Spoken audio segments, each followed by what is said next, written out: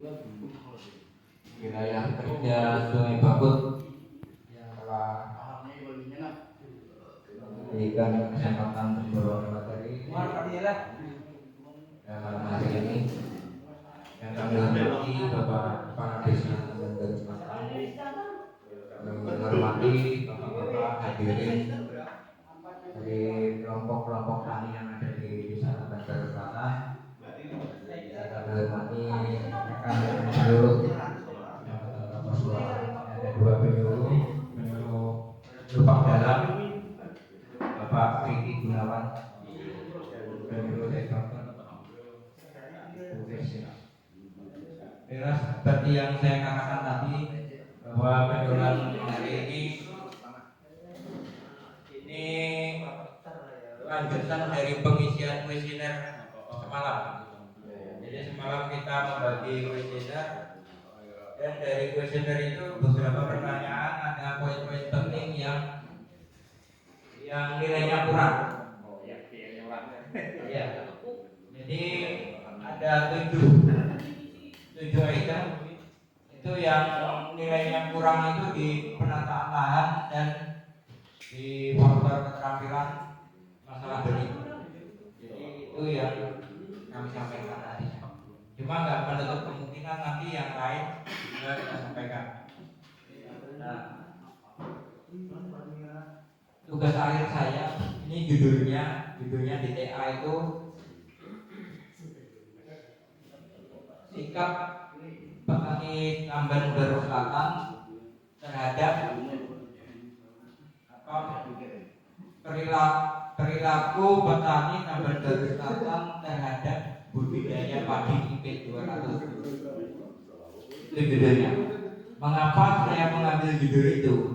Itu karena di daerah kita, nggak cuma Tamban Baru Selatan ya, Kecamatan Kapuas Kuala khususnya, ini berkali-kali dikasih program bantuan benih, pupuk, alat dan lain sebagainya. Tujuannya apa? Supaya nanam 2 kali, tapi tetap nggak ada perubahan IP atau indeks panennya, tetap sekali. Nah ini perlu digali sebenarnya masalahnya apa, masalahnya di mana? Itu kan itu yang kritik saya untuk mengangkat itu. Kalau masalah untung ruginya seumpama nanam padi unggul setahun 2 kali itu rugi, orang terusan mungkin kembali ke lokal lagi.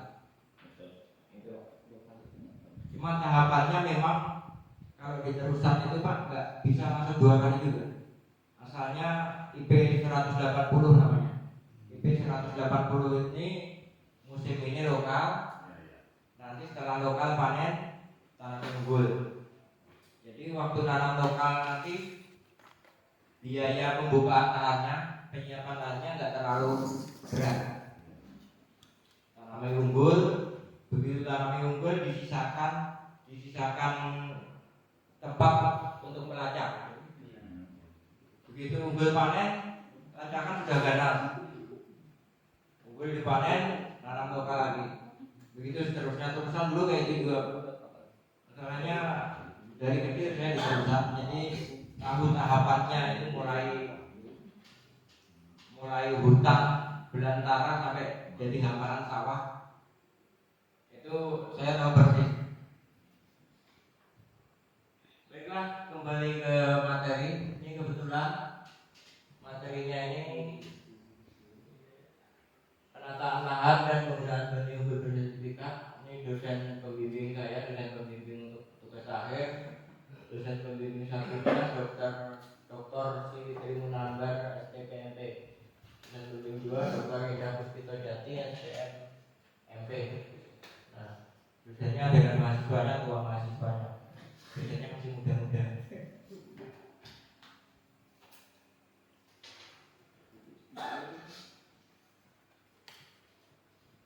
Nah, ini pendahuluan. Lahan pasang surut merupakan lahan yang ketersediaan airnya dipengaruhi oleh pergerakan air di permukaan sungai akibat pergerakan bulan. Jadi pasang surutnya air itu dikarenakan oleh bulan. Meskipun potensi lahan pasang surut sebagai lumbung pangan dan pertanian masa depan Indonesia sangat besar, tetapi di balik itu juga berbagai permasalahan dalam mengembangkan lahan ini. Menurut Pak Haryono, kalau mahasiswa itu kalau menyampaikan teori-teori itu harus ada dasarnya. Walaupun kita sudah tahu kita pakai, tapi harus punya dasar. Rendahnya produktivitas lahan di air terjadi karena degradasi kesuburan tanah, pengelolaan air yang belum optimal, indeks pertanaman yang rendah, penataan lahan, pemilihan komoditas dan varietas yang tidak tepat, model pertanian yang diterapkan belum sempurna. Degradasi kesuburan tanah itu artinya penurunan kesuburan tanah yang asalnya subur lama-lama turun kesuburannya. Lahan rawa pasang surut yang luas dapat dijadikan alternatif peningkatan produktivitas melalui peningkatan indeks pertanaman dari P100 menjadi P200 dan perluasan area tanam. Nah, untuk meningkatkan hasilnya itu ditingkatkan tanamnya. Kalau menambah luasan mungkin kalau menambah berat selatannya nggak ada lagi. Nah, ini pembagian lahan pasang surut nih Pak. Ini ada lahan pasang surut itu dibagi 4 tipe. Yang pertama tipe A. Nah, tipe A itu lahan itu digenangi air, baik pasang besar maupun pasang kecil. Jadi walaupun dia pasang kecil, air bisa masuk ke lahan. Itu namanya tipe A. Kemudian tipe B-nya tergenang hanya pasang besar saja, namun pasang halus kadang pun naik ke lahan. Itu tipe B. Tipe C, pasang besar maupun pasang kecil, air itu tidak bisa masuk ke lahan, akan tetapi kedalaman air tanahnya kurang dari 50 cm. Kemudian tipe D, pasang besar maupun pasang kecil tidak bisa tergenang lahan, tapi kedalaman air tanahnya lebih dari 50 cm. Jadi ada 4 tipe. Tadi pertanyaannya ada.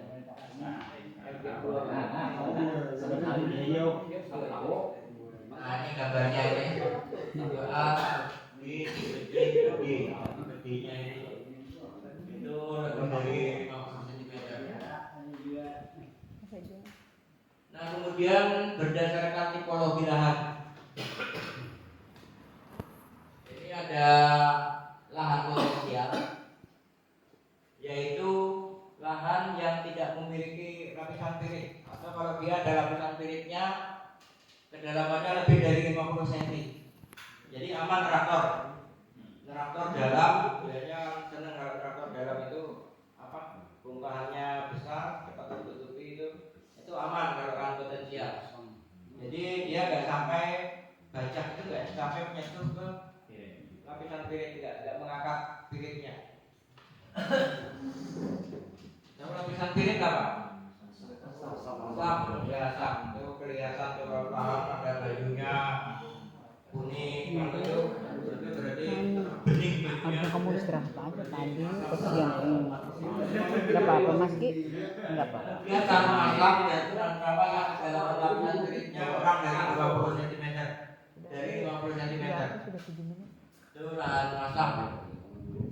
Ini kita berhati-hati dalam menggunakan alat pertanian, terutama traktor. Kalau ya, itu jangan nanti masuk kemudian lahan kadar dari garamnya lebih dari 0,8%. Lahan sawit biasanya dia sampai sekitaran 6 bulan dia bisa bertahan air asinnya. Nah, kemudian teknologi padi di lahan rawa pasang surut untuk peningkatan IP. Yang pertama penataan lahan, ini yang paling penting. Penataan lahan yang harus ditata. Kemudian pengelolaan air. Selanjutnya penggunaan benih unggul bersertifikat. Kemudian pemupukan, penggunaan alat mesin pertanian, pengendalian organisme pengganggu tanaman atau OPT. Jadi OPT itu melingkupi hama, penyakit, gulma. Kalau hama itu kelihatan barangnya, walang sangit, gampangau itu kelihatan barangnya kelihatan, burung manyar kelihatan benar barangnya. Itu hama. Kalau penyakit barangnya nggak kelihatan, tapi efeknya kelihatan. Nah, tahu-tahu kerdil. Anunya ini kelihatan. Kemudian gulma itu tumbuhan yang tidak kita inginkan tumbuh di tanaman kita, rumput dan lain sebagainya. Itu namanya gulma. Kemudian penanganan panen dan pasca panen. Nah, penanganan panen dan pasca panen kemarin nilainya tinggi Pak Wakil Presiden. Masalahnya panen pasca panen ini antara unggul dengan lokal itu nggak ada bedanya. Jadi petani biasa. Nah, kita bahas satu penataan lahan. Penataan lahan dapat diartikan suatu kegiatan mempersiapkan lahan yang dilakukan bertujuan untuk menciptakan suatu kondisi atau membuat lahan sedemikian rupa sehingga lahan tersebut memenuhi syarat sebagai media tumbuh bagi tanaman yang akan dikembangkan. Ini menurut Nazmi T. Al 2011. Di lahan rawa pasang surut ada 3 model sistem penataan lahan yang dikembangkan, yaitu yang pertama ini penataan lahan sistem sawah. Sistem sawah ini cocok untuk wilayah luapan tipe air A dan B. Dilakukan dengan membuat saluran kecil untuk mengalirkan air dari sungai besar ke lahan selatan ini hingga sejauh 2 atau 3 km dari pinggir sungai yang disebut handil atau re atau karet. Handil 1, handil 2, handil 3 sampai handil 6. Nah, itu kan kalau pengaturan air sistem sawahnya. Cuma handil itu kalau akan kembali air segar ke lahan tanaman. Nah, itu buat adanya handil-handil. Jadi sini dulu Taman Baru Selatan begitu dibuka dulu mungkin nggak ada handil-handil. Cuma begitu para ahli aku melihat oh sini tanahnya tipe ini dibuatlah saluran mulai handil 1, handil 2 sampai handil 6.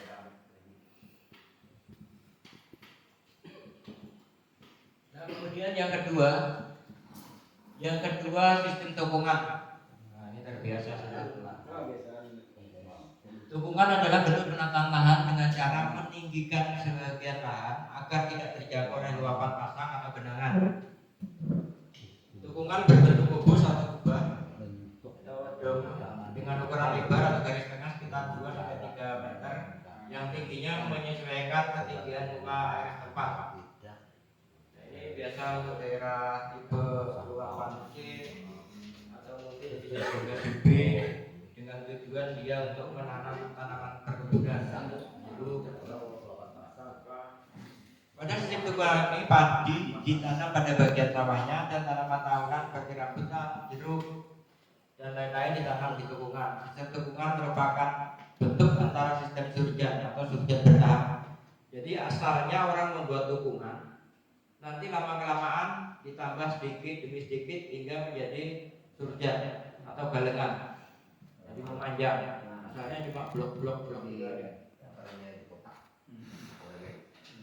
Daerah Terantang dulu pertama kayak itu. Kemudian yang ketiga ini sistem surjan. Surjan yaitu meninggikan sebagian tanah dengan menggali tanah sekitarnya. Sebagian tanah atau lapisan atas diambil atau digali dan digunakan untuk meninggikan bidang tanah di sampingnya secara memanjang sehingga terbentuk surjan. Ini ditinggikan tanah. Nah, ini kalau membuat surjan, kalau daerah yang lahannya pasang itu nggak bisa langsung. Nggak bisa langsung itu artinya langsung dicampuri dalam terus tinggi karena lapisan biritnya terangkat. Di Terusan itu pernah kasus begitu dia membuat surjan di sawahnya itu langsung tanahnya itu masam 2 musim dia nggak panen karena lapisan siripnya terangkat. Jadi rekomendasinya itu bertahap. Bertahap itu diambil lapisan atasnya aja untuk hujannya. Lapisan atas, kemudian mungkin tahun depannya lapisan atas lagi, itu sampai dia tinggi. Kecuali kalau tujuannya memang untuk perkebunan, enggak untuk sawah. Kalau untuk sawah harus bertahap. Untuk sawah kemudian hujannya nanti bisa ditanami lombok, terong, kacang dan sebagainya. Wilayah yang ditinggikan saya. Jadi yang hijau ini ibarat sama sampean. Ini hadir. Ini hadir. Nah ini idealnya. Kiri kanan ini ada tanggul. Kalau kita tanggul satu aja. Kalau kita tanggul sebelah sini gadakan biasa kan? Sebelahnya tanggul sebelah sini, ini gadakan biasa. Mungkin nanti Pak Kades bisa mengusulkan pengerukan untuk 2 tanggul. Di terusan gitu semua juga. 2 tanggul semua. Yang pernah mencari kodok, mencari burung, atau mungkin keterusan banyak pohon tambahan di situ. Pasti melihat ada yang terguring-guring di saung tani di dalam. Jadi setiap kelompok tani di sana itu kebanyakan mempunyai pondok pertemuan. Kerja bakti itu nggak ada bantuan dinas itu, pondok itu kerja bakti cari gala sendiri, terus urunan ke atap. Nah ini yang kita nggak ada, Pak. Yang kita nggak ada ini parit. Ini disebut tersier. Ini ada cuma sebagian aja. Sebagian aja. Nah ini tersier kiri kanannya ini ada timbukan seperti ini seharusnya. Idealnya. Kadang di sini dulu pernah Pak. Dia mau digali tapi nggak mau ditembok. Ada dulu kegiatan ini dulu. Bisa aja digali tapi nggak mau ditembok. Jadi kalau nggak ada penataan lahan seperti ini, sampean nanam 2 kali nggak mungkin berhasil. Kuncinya ini, kunci awalnya. Jadi harus ada. Makanya kalau ada bantuan kayak kopra ini kan ada pembersihan saluran dan sebagainya. Minta sampahnya itu dibuang kiri kanan. Nanti sampean mandiri kan petani itu swadaya sendiri membuat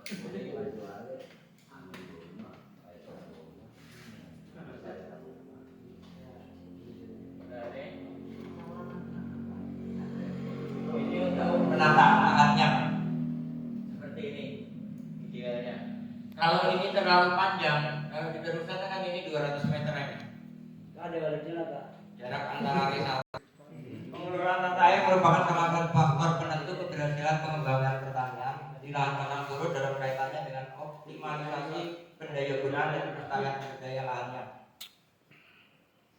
Pengaturan tata air ini bukan hanya untuk mengurangi atau menambah ketersediaan air permukaan, melainkan juga mengurangi kemasaman tanah, mencegah kemasaman tanah akibat peroksidasinya lapisan pirit, mencegah bahaya salinitas, bahaya banjir, dan mencuci zat beracun yang terakumulasi di zona perakaran tanaman. Jadi tujuan pengelolaan air itu salah satunya mengurangi kemasaman. Dan untuk mengurangi keasaman tanah itu lebih ampuh pengelolaan ditujukan pada aspek upaya penahanan muka air agar tanah selalu di atas lapisan pirit. Pencucian lahan melalui sistem drainase terkendali. Kondisi muka air yang diinginkan akan tergantung pada jenis tanaman, jenis tanah, dan kondisi hidrologis wilayah tempat. Sistem tata air yang teruji baik di lahan pasang surut adalah sistem aliran satu arah menggunakan floodgate untuk lahan bagi luapan air A dan B. Satu arah. Jadi kalau ada di sawah sampean ada saluran pemasukan, kalau tanahnya masang, di tempat lain saluran pengeluaran. Jangan saluran pemasukan dengan pengeluaran di situ-situ aja. Itu nggak bisa mencuci. Ini ada tabat, pemukimannya sebelah sini. Ini sawah. Nah ini di sini ada pintu air. Kalau sekarang mungkin paralon, program sekarang paralon dulu. Ini bisa juga ini.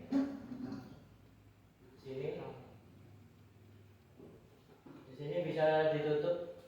Kalau paralon ini mungkin sistemnya penutupannya pakai air. Bersertifikat. Nah kriterianya mutu fisik, genetik, fisiologis, dan kesehatan benih atau mutu patologis yang sesuai standar mutu benih.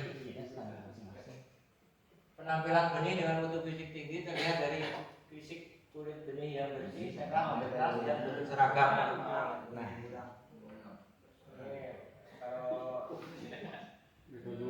kalau dilihat dengan mata telanjang ini kelihatan aja seperti ini. Sama nih orang mundonya itu sama jauh bila bersih. Mutu fisiologis bisa dilihat dari viabilitas dan figur benih. Mutu genetik ditunjukkan dengan keseragaman. Genetik benih tidak tercampur varietas lain, sedangkan mutu patologis dilihat dari kesehatan benih yang memiliki kulit cerah, jamur, tidak bau dan tidak membawa penyakit. Nah ini benih bersertifikat merupakan benih yang proses produksinya telah melalui tahapan sertifikasi benih atau cara pemberian sertifikat atas cara kebanyakan produksi, penyaluran benih yang bertujuan untuk menjaga kemurnian genetik dan mutu dari suatu varietas benih yang dihasilkan. Ini menurut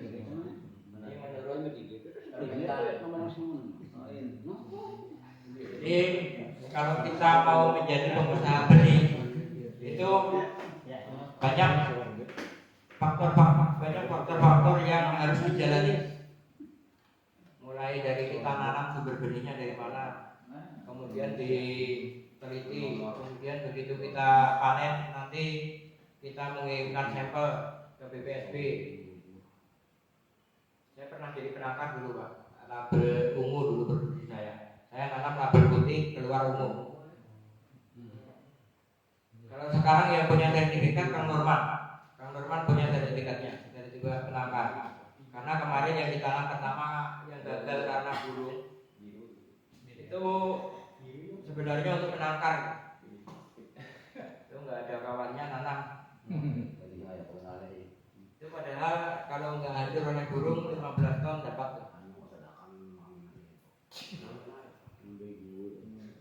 Cuma sertifikatnya harus diperbarui tiap tahun. Jadi kalau teman-teman dari petani-petani lain ingin jadi penangkar, bisa nanti saya umpamkan dari benihnya mendapatkan sertifikatnya. Saya jelas kalau penangkar nanti dijual dengan harga benih bukan harga konsumsi.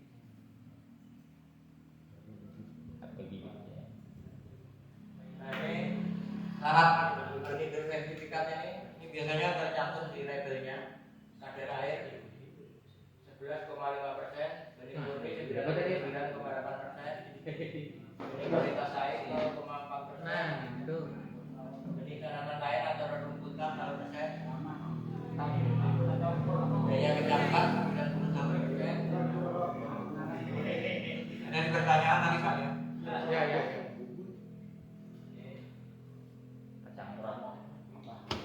Sama. Dari Sukamandi, benihnya kan di Sukamandi. Itu nilai benihnya itu kalau nggak salah itu cuma 500 berapa. Tapi ongkos kirimnya pakai pesawat itu 2.600.000. Waktu kita rendam misalnya dari selawe kilo itu paling hampanya cuma segini. Produksi berdasarkan rupa sehingga dari kualitas dan tingkat kemampuan varietas yang ditetapkan dapat berdarah dan memenuhi standar mutu yang ditetapkan. Kalau ini produksinya dari Jawa Pak, memang dijamin. Kalau produksinya masih produksi Kalteng, saya kurang menjamin. Ini sebelah label biru. Ini yang untuk bantuan. Bantuannya label biru.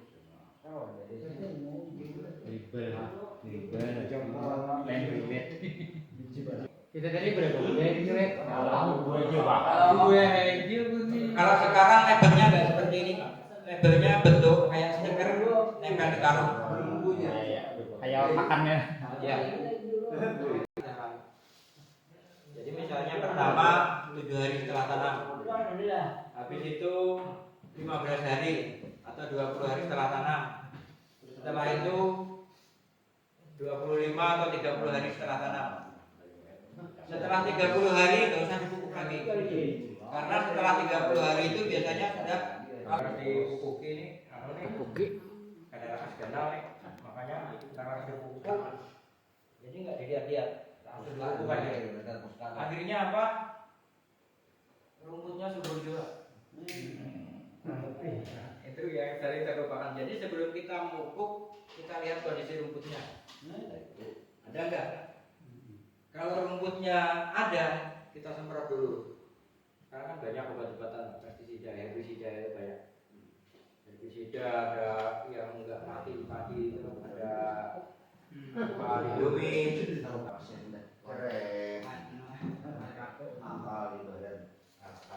penggunaan kombin pada saat panen jika kondisi lahan memungkinkan. Nah ini memang penggunaan kombin itu kalau lahan memungkinkan itu direkomendasikan. Masalahnya apa? Prinsipnya kita panen itu selain padi, selain gabahnya itu semua harus dikembalikan ke sawah. Jadi belum ada kombin dulu kan diangkut, dikumpulkan, thresher, habis itu dibakar. Kalau ada kombin, jeraminya langsung disebarkan di situ. Makanya tanah yang keras nanti terbiasa di kombin, dia akhirnya tanah itu menjadi subur tanahnya. Sampai biasa mupuk pakai urea misalnya 2 sak, setelah biasa di kombin enggak sampai 2 sak. Cuma ada jeleknya.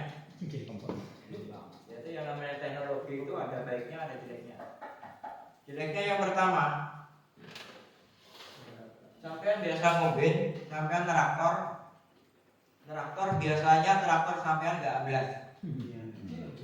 Begitu terbiasa di kombin, kadang bisa amblas traktor sampean, karena struktur tanahnya itu udah mulai lembek, dia banyak organiknya di situ. Jadi saya pengalaman Pak, bekas roda kombin itu kalau kita pakai traktor roda 1, itu begitu turun pertama itu jalannya kayak ini. Ya yang pernah traktor, ya. Jadi saya kalau traktor belum dikombin itu, kalau cuma bajak atau belebek, kalau belebek itu sehari dapat 2 hektar ya. Belebek aja sendirian, itu belum dikombin. Tapi kalau bekas dikombin, paling dapatnya paling banter itu setengah hektar. Kalau roda 1 yang dipakai. Masalahnya kadang roda traktor itu melewati bekas roda kombin, akhirnya nggak stabil. Makanya kalau buang terusan yang kayak itu menggunakan roda ganda semua. Jadi kalau traktor Pak Yanto punya traktor, Pak Ibas punya traktor, nanti bisa gantian saya. Mereka belum jalan, kalau aku pinjam dulu rodanya. Jadi kalau roda ganda ini dia sudah di atas, kan di atas. Dia melewati trek kombin, nggak kayak ini lagi. Ada liar lagi. Iya. Ini mas satuan itu dari satuan.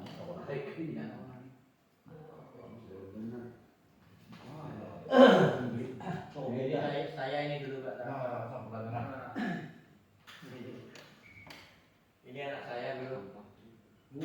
Ada kombinnya. Ini pertama kali yang punya kombin di Terusan itu Mamat. Mungkin ada yang kenal dengan Mamat, bos Mamat orang Jabat. Cair dulu Pak. PC 60 dulu. Habis itu hanya lain-lainnya punya semua, karena ada minta bantuan. Asalnya kombin itu pribadi. Setelah pribadi berhasil, akhirnya petani mengusulkan supaya ada bantuan.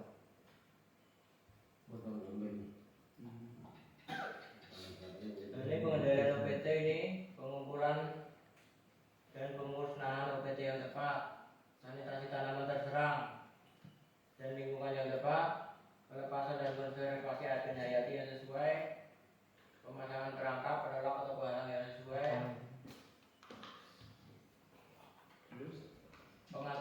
drainase dan tata air, pemangkasan penjarangan untuk teknis ini kalau ngerti misalnya jeruan atau tanaman lain ini Atau Mbak, ya, ketiduran. penjarangan buah, kemudian pemupukan yang tepat, penggunaan pestisida apabila diperlukan secara tepat guna dengan mengusahakan sekecil mungkin dampak negatif bagi manusia dan lingkungan. Kalau di kami Pak, pestisida itu alternatif terbaik